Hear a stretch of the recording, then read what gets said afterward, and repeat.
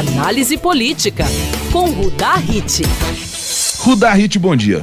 Bom dia. Nós falávamos aí ao longo da semana passada sobre esses problemas que a presidente Dilma tem enfrentado por causa da forma, entre aspas, maleável, né, que ela trata os seus aliados, e esses problemas tiveram mais um capítulo ontem, né? Ela perdeu os senadores do PR que disseram que vão para a oposição.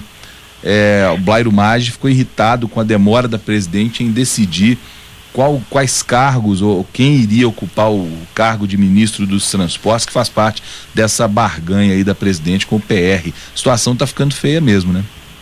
Pois é, se eu acreditasse em destino, eu diria que a Dilma está vivendo o seu inferno astral. Mas o problema é que ela não está vivendo o inferno astral, o problema é que ela é assim. Ou seja, quando eu digo que ela se aproxima muito do estilo de Jânio Quadros, é porque Jânio Quadros tinha um desdém imenso sobre o sistema partidário e quase todo o sistema de representação política, inclusive sindicatos, e ele foi se isolando. Ele ficava com aquela vassourinha e com isso a população achava o máximo o ataque ao que ele dizia ser as forças do mal, corruptas, e foi se isolando, e nós vimos o que deu. Eu acho que a Dilma não vai chegar a essa situação tão dramática, porque ela tem um padrinho muito poderoso e extremamente hábil na política, que em maio volta à cena, que é o Lula. Mas se for por ela, você já disse, ontem os senadores do PR anunciaram que foram para a oposição. Não, a situação é tão grave que hoje seria votado a Lei Geral da Copa do Mundo de 2014, e foi adiada a votação porque hoje chega o Blatter, da FIFA, o presidente da FIFA, e ele acabaria vendo uma derrota do governo no Congresso.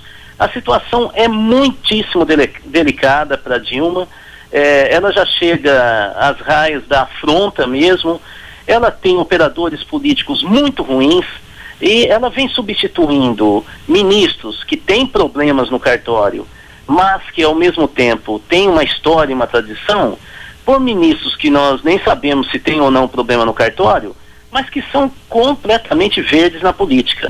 Ou seja, ela está criando um governo mediano, quando nós temos uma história política no Congresso de pessoas que são raposas ou muito hábeis, já experimentados na política. Dá no que está dando, né? É o governo empresa da Dilma, né? Ou seja, o que eu acho muito importante, Luiz, é exatamente isso que você está falando. Eu acho que é muito importante o ouvinte entender que na política não existe gestor de empresa. Gestor de empresa é uma coisa e político é outra. Um político tem que ter habilidade. Eu vou voltar a citar Maquiavel aqui. Maquiavel dizia que o bom governante é aquele que tem a força do leão e a astúcia de uma raposa, mas que o melhor de todos é o que nunca usa força. Ele só deixa um sinal de que ele tem, e o tempo inteiro ele governa com habilidade. A Dilma esqueceu completamente da raposa e só governa na base da força do leão. Não vai dar certo. Essa não é a melhor forma de governar.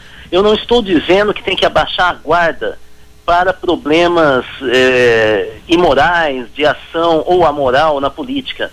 Mas entre combater o que é errado na ação pública e ter desdém para quem tem um mandato popular, foi votado, há uma distância imensa. E a Dilma parece que não aprendeu isso e vive na onda da popularidade que fica insuflando ela a ir para o suicídio. Eu acho que nós estamos caminhando a partir de agora, de um momento de muita tensão ao redor do governo federal.